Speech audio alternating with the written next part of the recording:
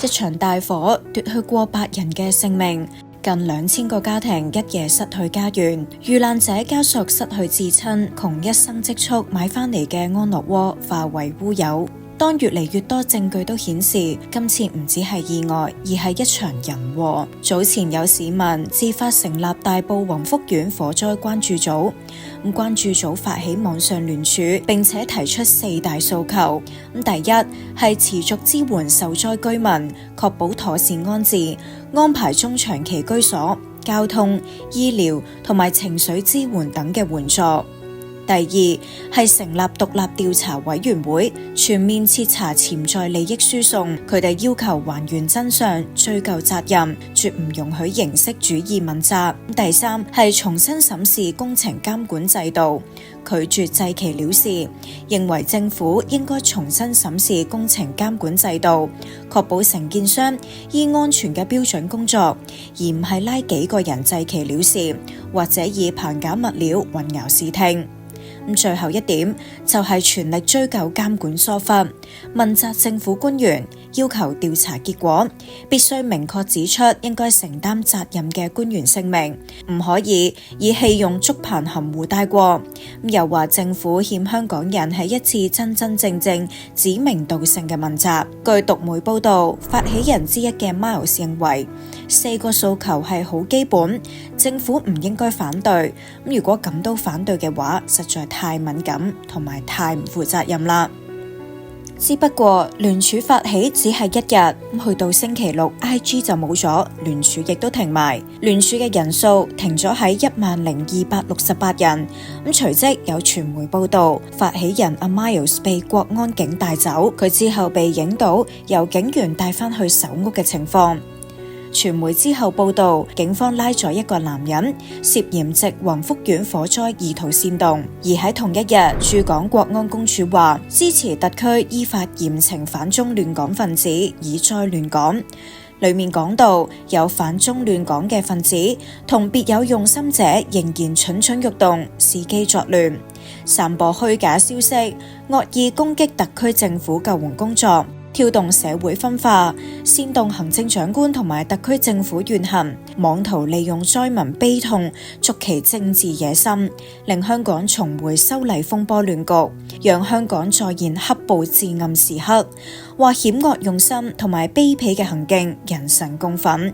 必須受到道德嚴譴同埋法律嚴懲。其實自災難由星期3發生以嚟，民間連日嚟都自發運送物資，甚至建立物資站支援災民。去到星期4，官方都容許呢種民間嘅自發援助，甚至連李家超當日記者會都話：我亦都喺度再次感謝好多熱心人士，好主動咁做不同嘅義務工作，甚至咧係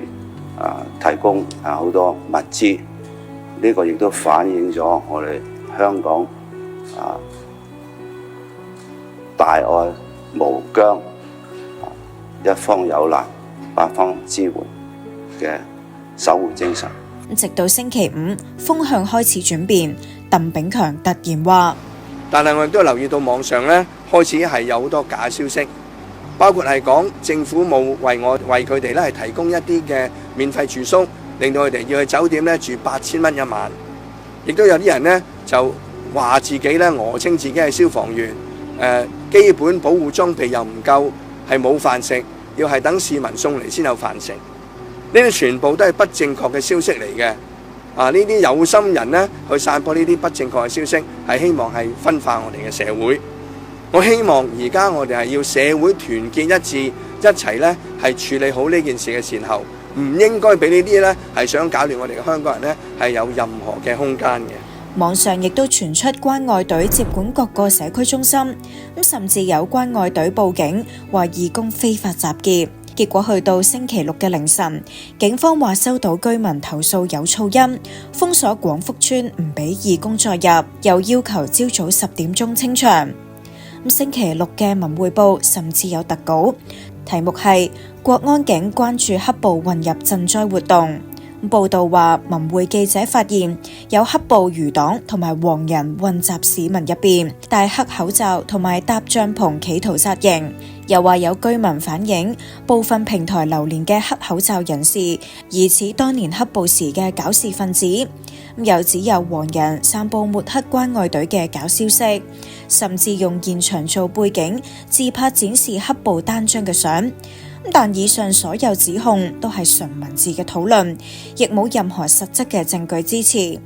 而報道亦都只有一張相，就係見到國安處總警司李桂華喺現場出現過。今次條片就嚟到呢度，大家又點睇呢件事呢？歡迎留言講下。Channel V 會繼續跟進火災消息。